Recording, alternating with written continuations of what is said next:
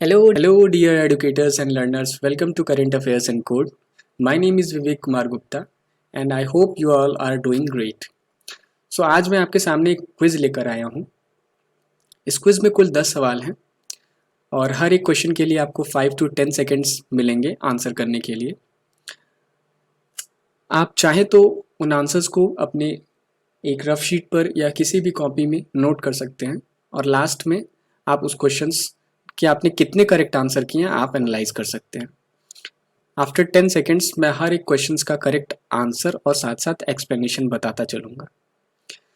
ये क्विज वाली सीरीज़ मैंने इसलिए शुरू की है क्योंकि मैं कोशिश करूँगा कि आपने जो भी पढ़ा हफ्ते भर में वो पढ़ने के बाद एग्जैक्टली आपका रिवीजन भी होना चाहिए, जिससे आपको कॉन्फिडेंस मिले कि आपने जो भी सीखा, आपने जो भी पढ़ा एग्जैक्टली वो आपको कितना तैयार है.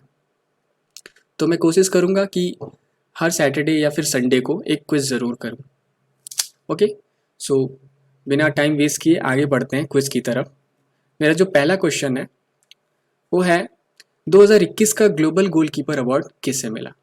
आप आंसर करने की कोशिश कीजिए.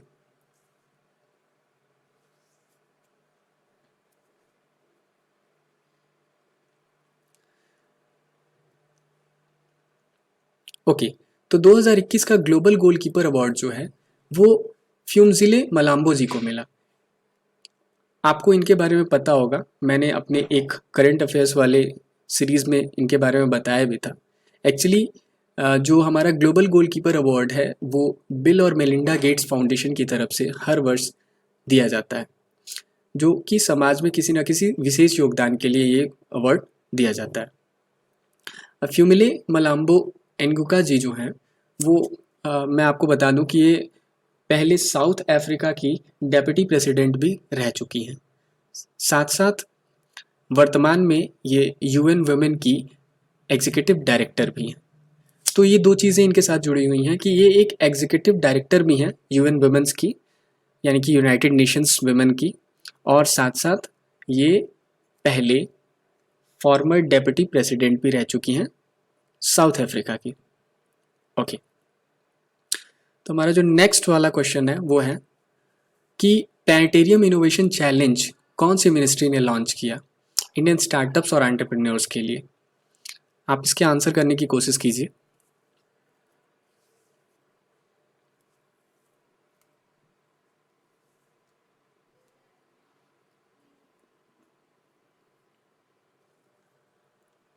ओके, प्लैनेटेरियम इनोवेशन चैलेंज जो है हमारी ministry of electronics and IT ने स्टार्ट किया. एग्जैक्टली प्लैनेटेरियम इनोवेशन चैलेंज के बारे में भी मैंने डिस्कस किया था. हमारे जितने भी सौर सिस्टम है, यानी कि जो भी हमारा सोलर सिस्टम है, वो सोलर सिस्टम को आर्टिफिशियली हम एक प्लैनेटेरियम के माध्यम से, यानी कि जो रिप्रेजेंटेशन होता है हम वर्चुअली करते हैं, जिससे कि हमारा सोलर सिस्टम के बारे में हम आसानी से बच्चों को या भी जो भी एजुकेटर्स हैं उनको समझा सकें. तो उस प्लैनेटेरियम इनोवेशन चैलेंज का मोटिव ये है कि उसमें और भी कैसे नए नए एडवांसमेंट लाए जाएँ, कौन सी ऐसी नई नई टेक्नोलॉजीज़ का इस्तेमाल किया जाए जिससे कि वो और भी बेहतर तरीके से सोलर सिस्टम को समझा सके. याद करिए, मैंने इसमें आपको 3 टेक्नोलॉजीज़ के बारे में बताया था. एक वर्चुअल रियलिटी, ऑग्यूमेंटेड रियलिटी और मर्ज्ड रियलिटी. अब ये तीनों के बारे में मैंने उस वीडियो में एक्सप्लेन किया था.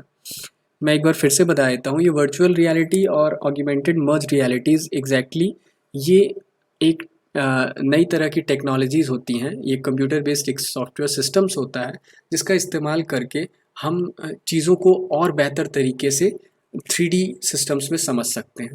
यानी कि एक तरह से ये वर्चुअल रिप्रेजेंटेशन होता है जब हम किसी चीज़ को वर्चुअली फील करने लगते हैं. ओके, तो आपको बस ये याद रखना है कि प्लैनेटेरियम इनोवेशन चैलेंज जो है वो ministry of electronics and IT के द्वारा लॉन्च किया गया. हमारा जो नेक्स्ट क्वेश्चन है वो है तसर सिल्क यार्न प्रोडक्शन कौन से राज्य में स्टार्ट किया गया. कोशिश कीजिए आंसर करने की.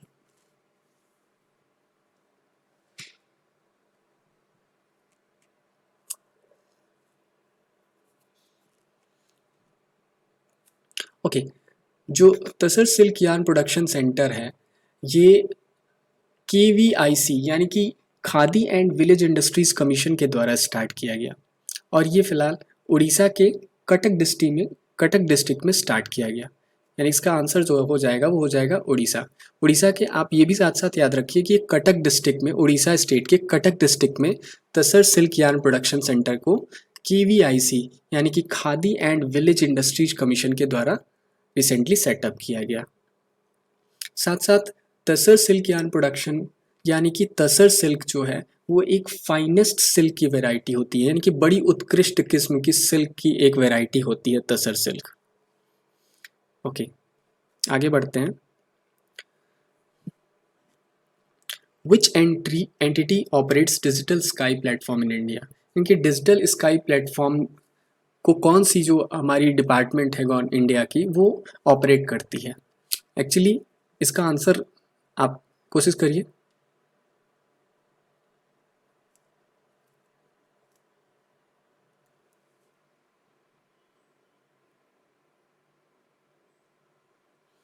ओके, इसका जो करेक्ट आंसर है वो है directorate general of civil aviation. Actually ये directorate general of civil aviation यानी कि हमारा उड्डयन मंत्रालय, यानी कि जो हमारा जितने भी भारत में जो भी उड़ानें होती हैं, यानी कि चाहे वो डोमेस्टिक हों, चाहे वो कमर्शियल हों, या फिर जो हो कोई किसी भी तरह की उड़ान होती है, तो उनको जो Directorate general of civil Aviation यही उसको ऑपरेट करता है। अभी ये डिजिटल स्काई प्लेटफॉर्म क्या है? डिजिटल स्काई प्लेटफॉर्म जो है इंडिया में ड्रोन्स के लिए एक नया मैपिंग नेटवर्क सिस्टम है। यानी कि ड्रोन्स को एक मैपिंग दी गई है, एक सिस्टम दिया गया है जिसको भी यही डिपार्टमेंट डील करेगा, यही ऑपरेट करेगा कि कौन सा ड्रोन जो है वो कौन से सेगमेंट में, यानी कि कौन से लेयर में उड़ान भरेगा, या फिर उसका जो पूरा मैपिंग नेटवर्किंग सिस्टम है वो डिजिटल स्काई के नाम से स्टार्ट किया गया है, जिसके जो ऑपरेट होगा Directorate general of civil Aviation की तरफ से। ओके, हमारा अगला सवाल है, भारत में इलेक्ट्रिक व्हीकल नेम्ड AC001 नाम के इलेक्ट्रिक व्हीकल के लिए कौन सी ऐसी संस्था है जो स्वतंत्र रूप से इलेक्ट्रिक चार्जर विकसित कर रही है या विकसित डिजाइन कर चुकी है? आप आंसर करने की कोशिश कीजिए।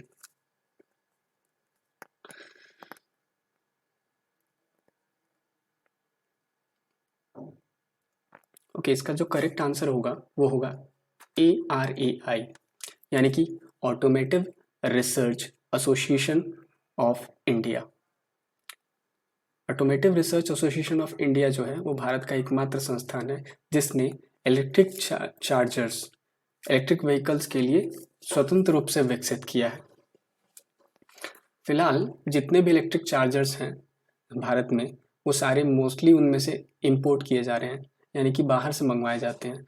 मगर अब automotive research association of India इसको विकसित कर चुका है और भारत इलेक्ट्रॉनिक्स इसे बड़े लेवल पर उत्पादन शुरू करेगा। इलेक्ट्रिक व्हीकल के लिए जो चार्जर्स हैं उसका भारत इलेक्ट्रॉनिक्स लिमिटेड इसको बड़े लेवल पर विकसित करेगा। तो इसका करेक्ट आंसर क्या है? ARAI, यानी कि automotive research association of India. Okay, जो हमारा नेक्स्ट क्वेश्चन है वो है, तीसरी बार कौन से देश के प्रधानमंत्री जस्टिन ट्रूडो जो हैं वो इलेक्ट किए गए हैं? यानी कि लगातार तीसरी बार कौन से ऐसा देश है जिसके प्रधानमंत्री के तौर पे जस्टिन ट्रूडो को चुना गया है, इलेक्ट किया गया है? आई होप आप सबको ये आंसर जरूर पता होगा, क्योंकि यह व्यक्ति लगातार 2 बार प्रधानमंत्री ऑलरेडी रह चुका है। तो इसका जो करेक्ट आंसर है वो है कनाडा। जस्टिस ट्रूडो जो हैं वो लिबरल पार्टी लीडर है कनाडा के, यानी कि लिबरल पार्टी जो है वहाँ की उसके लीडर हैं जस्टिन ट्रूडो, और 2015 से ये लगातार तीसरी बार प्रधानमंत्री के पद पर चुने गए हैं। नेक्स्ट क्वेश्चन है, भारत का ऐसा कौन सा राज्य है जिसने रिलीजियस स्ट्रक्चर्स प्रोटेक्शन बिल 2021 पास किया है? यानी कि जो धार्मिक जितने भी स्ट्रक्चर्स होते हैं, मंदिर, मस्जिद, गिरजाघर, उनको सुरक्षित करने का बिल कौन से राज्य ने पास किया है?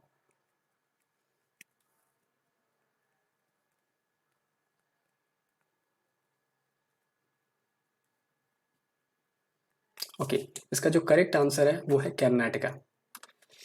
कर्नाटका जो है उसने religious structures protection bill pass किया है 2021 का।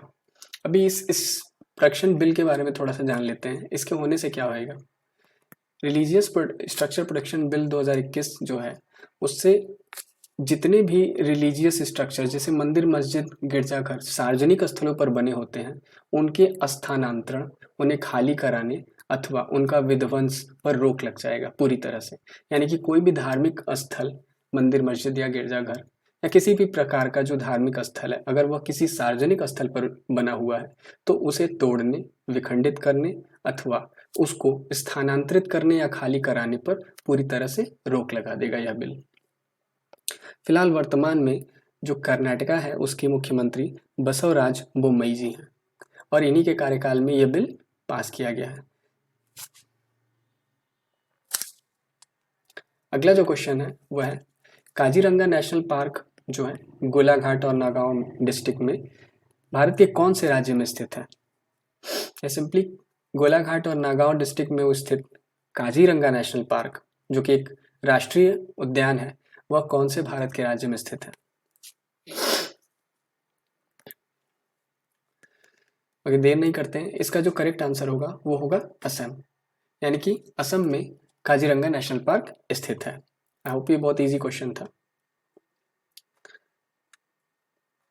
नेक्स्ट जो हमारा क्वेश्चन है डिफेंस एक्सरसाइज समुद्र शक्ति, ये समुद्र शक्ति कौन से दो देशों के बीच में हुई। इसका आंसर आप बताइए। एक्सरसाइज समुद्र शक्ति जो है वो इंडिया और इंडोनेशिया के बीच होने वाला एक बायलैटरल एक्सरसाइज है और ये एक मैरीटाइम एक्सरसाइज है, यानी कि समुद्र में ये एक्सरसाइज परफॉर्म होती है। यानी कि दोनों देशों की नेवी जो होती है वो ये समुद्र शक्ति एक्सरसाइज परफॉर्म करती है। इंडिया और इंडोनेशिया के बीच एक और मिलिट्री एक्सरसाइज होती है, उस मिलिट्री एक्सरसाइज को गरुण शक्ति के नाम से हम जानते हैं।